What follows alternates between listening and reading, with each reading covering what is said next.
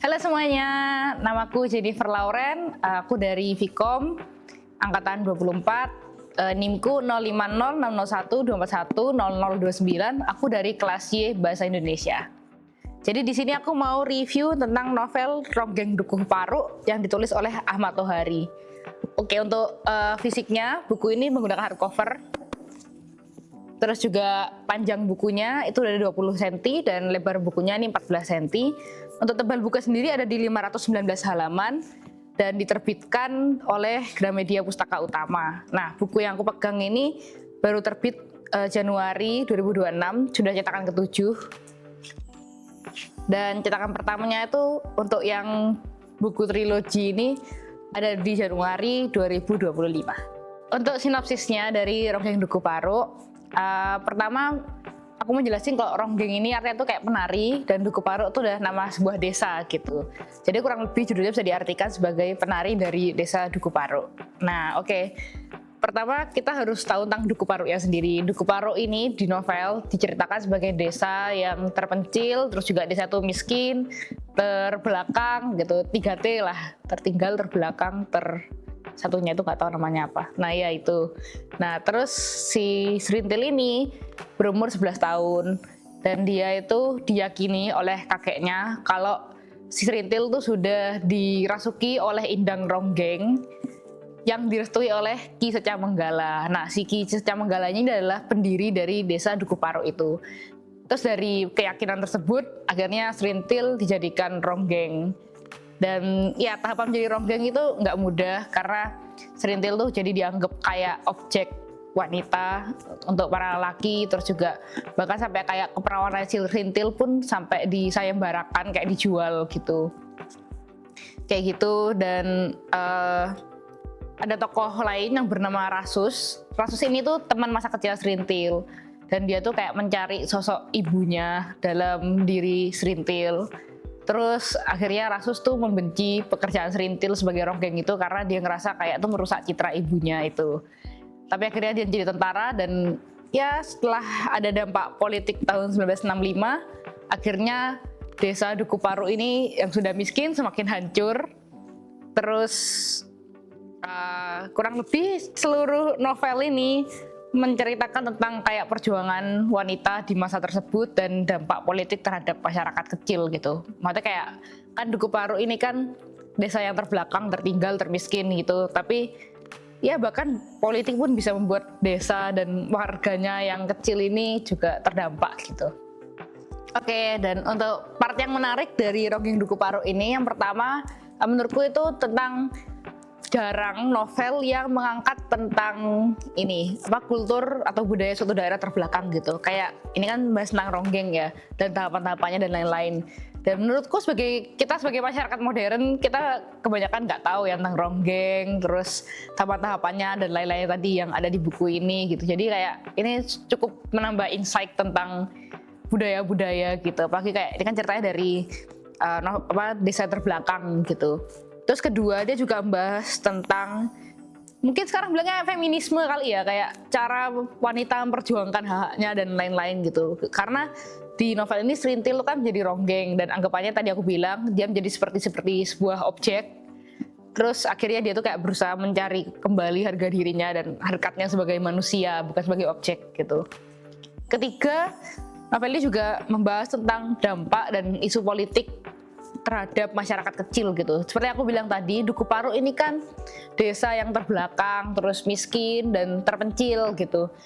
Tapi ternyata bahkan politik tahun 1965 itu bisa berpengaruh ke desa yang kecil ini dan masyarakat-masyarakatnya gitu. Jadi dari desa yang sudah miskin terbelakang ini akhirnya malah semakin hancur kena isu politik, walaupun dia cukup terbelakang dan terpencil.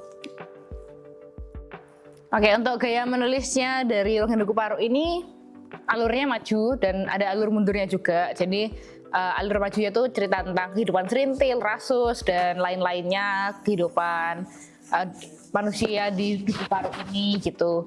Dan untuk alur mundurnya juga ada. Waktu itu ada bagian di mana Rasus tuh cerita tentang kenapa si Rasus ini bisa menjadi yatim piatu, terus Serintil bisa jadi yatim piatu juga, ada masalah yang menimpa di Dukuh Paruk gitu. Itu Rasus yang menceritakan dan itu menjadi alur mundurnya. Terus untuk gaya menulisnya juga aku suka banget karena kalau sekarang bilangnya world building ya. Jadi kayak penulisnya Ahmad Tohari dia tuh bisa menggambarkan sebuah suasana tuh dengan sangat detail. Bahkan kayak semisal dia menceritakan tentang musim kemarau, itu bisa menceritakannya sampai berparagraf-paragraf dan itu benar-benar detail sampai kita tuh bisa membayangkan gitu kayak oh musim kemarau nggak cuma tanah kering pecah-pecah, tapi benar-benar sampai nggak ada air sampai segini sampai segitu kayak gitu. Contohnya ada di halaman 1 bab 1 dari yang bagian buku pertama. Tuh aku mengutip satu paragraf. Namun kemarau belum usai. Ribuan hektar sawah yang mengelilingi Duku Paru telah 7 bulan kerontang. Sepasang burung bangau itu takkan menemukan genangan air meski hanya selebar telapak kaki. Sawah berubah menjadi padang kering berwarna kelabu. Segala jenis rumput mati.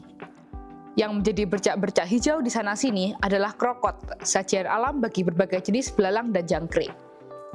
Tumbuhan jenis kaktus ini justru hanya muncul di sawah sewaktu kemarau berjaya. Dan itu kayak baru kutipan satu paragraf aja, dan untuk menjelaskan tentang kemarau ini bahkan sampai ke arah halaman 11. Itu masih membahas tentang kemarau ya tadi. Jadi benar-benar pembaca itu bisa membayangkan kayak oh wow, kata kemarau itu nggak cuma tanah kering pecah-pecah gitu aja, ternyata benar-benar kayak nggak ada air sampai bahkan telapak kaki aja tuh nggak ada gitu. Oke, jadi fakta-fakta menarik dari Ronggeng Duku Paru ini. Yang pertama adalah novel ini pertama kali terbit itu di 1982 dan sempat dilarang beredar di Orde Baru itu karena mengandung paham-paham politik juga dan kayak menunjukkan dampak politik dari 1965 tadi. Terus juga novel ini itu merupakan gabungan dari 3 novel lainnya. Jadi sebenarnya penyatuan gitu ya dari trilogi Ronggeng Duku Paru. Buku pertama itu ada Catatan Buat Emak, Lintang Kemukus Dini Hari, dan yang terakhir itu ada Jantera Biang Lala gitu. Dan fakta menarik yang nomor 3, buku ini tuh sudah memasukkan selain tadi penyatuan tadi, dia juga masukkan kembali bagian-bagian tersensor selama 22 tahun. Jadi ini kayak versi aslinya lah kita bisa bilang. Nggak asli sih, tapi ya kita bisa bilang ini cukup asli karena bagian-bagian yang disensor pun sudah dimasukkan kembali buku ini.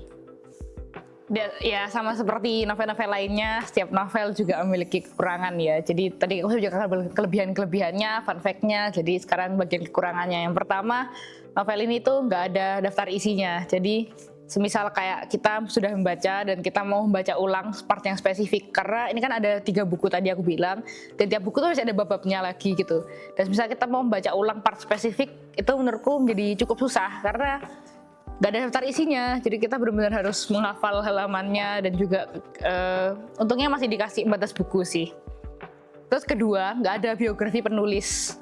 Jadi misalnya kita mau mencari tahu tentang Ahmad Tohari, kayak dia menulis buku apa saja atau kayak orangnya seperti apa, fotonya dan lain-lain itu benar-benar nggak ada gitu. Jadi kita harus mencarinya sendiri kayak di Google atau lewat pencari lain.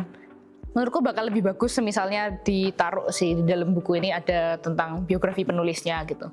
Dan yang terakhir tidak ada kata pengantarnya. Jadi benar-benar setelah judul terus ada halaman penerbitan dan langsung ke ceritanya atau ya ini buku pertama gitu. Semisal menurutku memang kata pengantar itu tidak terlalu penting ya atau signifikan dalam sebuah novel. Cuman kata pengantar ini menurutku bisa menjadi seperti surat dari penulisnya untuk membaca. Jadi kerasa lebih dekat dengan penulisnya, kayak kita jadi bisa tahu juga POV dari si penulis itu kayak gimana. Apalagi kan ini kan ditulisnya kan baru terbitnya tadi 1982 ya. Jadi untuk manusia seperti aku yang belum lahir zaman itu mungkin bisa lebih tahu kayak kondisinya pada zaman itu kayak gimana gitu sih. Oke, dan ya aku merekomendasikan buku ini untuk teman-teman yang suka membaca tentang fiksi sejarah atau tentang ya basically sejarah, budaya, kultur, atau baca hal-hal yang baru. Menurutku ini menarik banget sih, apalagi akan aku juga suka historical fiction ya, dan dari cara alurnya yang pelan itu menurutku alurnya juga pas sih, nggak terlalu pelan, nggak terlalu cepat, tapi penggambaran detail gitu. Mungkin untuk sebagian orang alurnya terasa seperti agak lambat karena kayak tadi penggambaran terlalu detail bisa jadi. Cuman buku ini cocok buat teman-teman yang semisalnya ingin membaca buku lagi dari sudah penatnya dunia ini terus mau membaca buku. Ini bukunya walaupun topiknya agak berat tapi dibawakan dengan cukup ringan gitu. Jadi sekian dari review tentang Ronggeng Duku Paru yang ditulis oleh Ahmad Tohari. See you.